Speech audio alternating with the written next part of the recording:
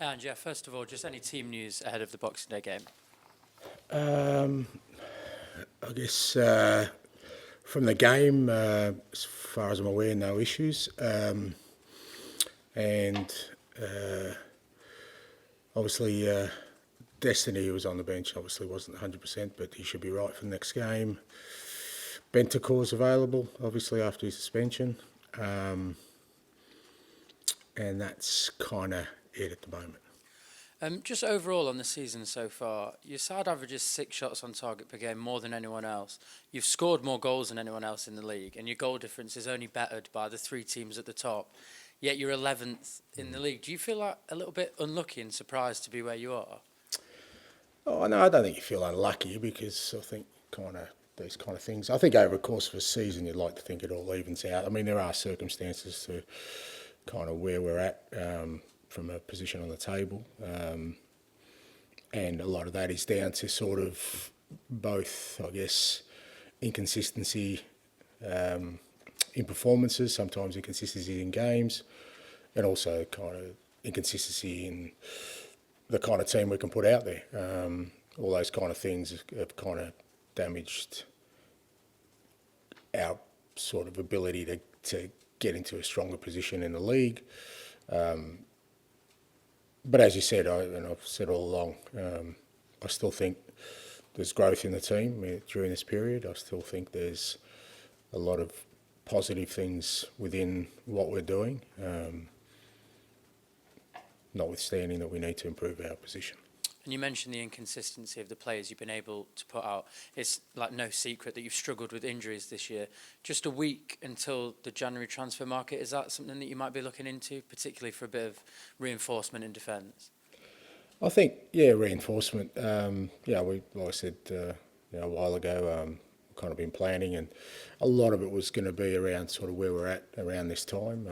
Fair to say we're still a little bit short in a couple of areas and we need to reinforce. So, but January's tricky in terms of, what sort of, players you can bring in. And, for us, ideally, like for any club, I guess you want to bring in people who are going to make you stronger. But I think the fact that obviously we're still in we're in the Carabao Cup semi-final, still got Europe, FA Cup, sort of we're in all the competitions. It's not like our schedule's going to sort of ease up at any stage. So I think it makes sense. We will try and reinforce where and sort of what number. We'll have to wait and see.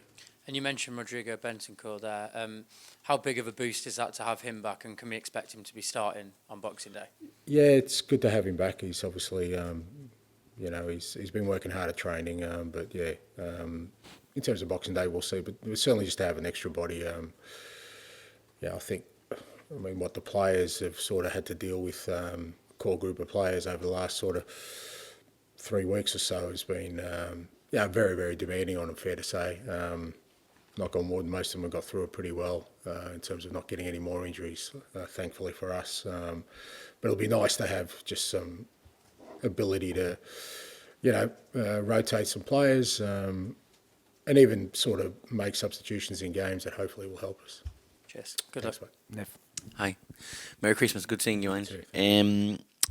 When the team goes through a difficult defeat, like over the weekend, what do you sense from the players in terms of their reaction, in terms of the spirit in the dressing room? Yeah, look, I still feel like, the players, and I see that they've still got real belief in what we're doing. But, it's difficult because it's a tough day. It's a tough day for the supporters. It's a tough day, for the players. It's a tough day for all the people who work so hard at the club. From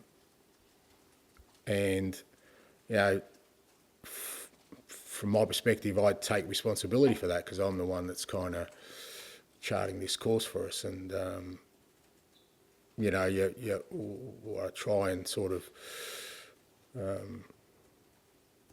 reiterate is that, it's all hopefully for a greater purpose. And again, that's my ultimate responsibility, is to try and bring success to the club. And but you understand in the meantime, it's not nice seeing the players out there, doing everything in their power to try and, get a result. But obviously with the situation we're in, there are limits to what they can do. So I certainly feel that responsibility, but as disappointed as they are, they're still very, very determined to continue. I believe that the Liverpool game was the first time this season you lost by more than one goal difference. Is that something that potentially you find as a positive that encourage you moving forward, because perhaps it shows you that in terms of qualities you can go out there and challenge most of the teams in the league? I don't think there's any doubt we can challenge most of the teams in the league. I think we've shown that already. Look, I said after the game, Liverpool were too good for us. They're a very good team. They're in great form. They're in a great moment in terms of where they're at right now. They're in a sort of sweet spot of great form, very settled. All their players healthy. So they're probably in the best position they've been. And fair to say we're not. And combination of that and we weren't anywhere near the level we needed to be to try and compete with the best team in the league. So you accept that. It doesn't feel nice, but you accept where you're at, and the goal is to bridge that gap. Nottingham Forest this Boxing Day. Maybe their first summer in the Premier League, the recruitment from the outside looked a bit hectic, but how impressive with the way they've been growing, especially the improvement this season under Nuno? Absolutely, yeah. No, even last year, I think from when Nuno took over, I think, like I said, I think when they went up to the Premier League, it seemed like there was a lot of transfer activity at Nottingham. I think there needed to be, but within that, you could tell they had recruited some quality. It was just a matter of allowing that to sort of settle in and I guess finding the right way forward in terms of how they play. And since Nuno's got in from the back end last year, you could tell that they were all sort of now playing in a way I think that suited them, and the team's growing all the time. Like I said, they've got some quality players in there, and they're having a really good season. That particularly at their place, it's going to be a great challenge for us. Thank you. ANGE, good morning. Merry Christmas. Merry Christmas. Sunday, positive was your team scored 3 goals against best team in the country so far. Obviously, you lost the game then. And afterwards, I got the sense very firmly that you were angry at some of the questioning, once again, of your team's tactics. Was that fair? That I'm perceiving you were angry about it. No, I wasn't angry. I was kind of, like I said, you've just had a heavy defeat, and I said I take responsibility for that because I see what effect that has on everyone involved with the football club. So that sort of weighs heavily on you. But I don't think there are many managers who bounce into interviews after being beaten and sort of feel cheery about it. And fair to say I'm getting tired of the same questions and answering the same way. I just think it's almost like people want to sort of, poke the bear to see if I react. And obviously after a loss, it's a lot easier for people to get a reaction out of me. The one thing you have suffered more than maybe some other clubs as well is injuries this season. Player welfare, we've spoken about this before, but a lot of other clubs are now having key players going down injured. Is it time for the authorities to look at how often players are asked to go to the well? I mean, last season you had the opposite, you didn't have enough games, but this season it seems like you're also having too many. Yeah, look, I think I've said before that's something that authorities need to look at. Either, as you said, I think it's across the board. Really apart from maybe Liverpool, everyone else has had sort of fairly significant injuries.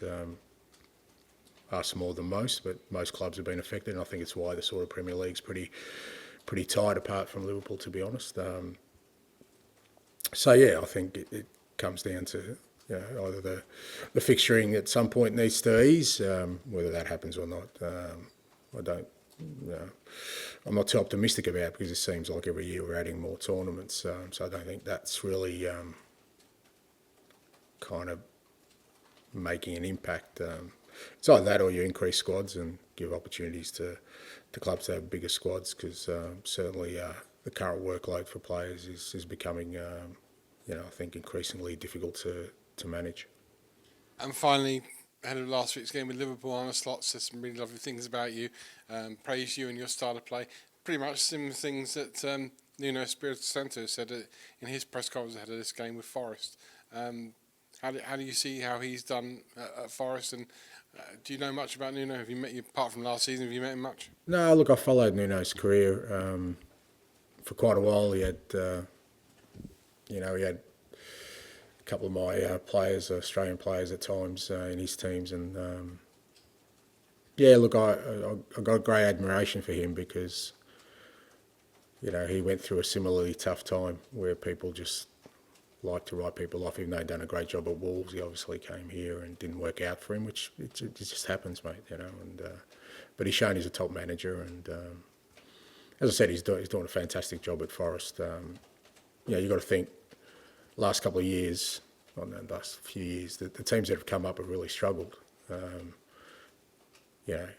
Forest have thrived. They're one of the few that have really thrived since they've gone up, and great credit goes to him and the way he's managing. I think he's a good guy. Like, I've only come across him a couple of times, but you get the sense of what kind of people they are, and he's a good guy, but he's a top manager.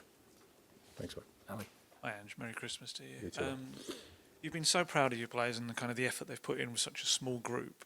I just wondered, as a manager, how do you kind of balance it out with the need to also be critical at times, I suppose, when they make mistakes and things like that? How do you deal with kind of that balance? Yeah, you're never critical of mistakes, because mistakes are, like I've said before, they're just part of being a human being and being a footballer. So I'm not critical of mistakes at all. To me, it's about intent. It's about endeavour. If players are trying to do the right thing and it's not working out, well, you just got to keep helping them. So I'm not.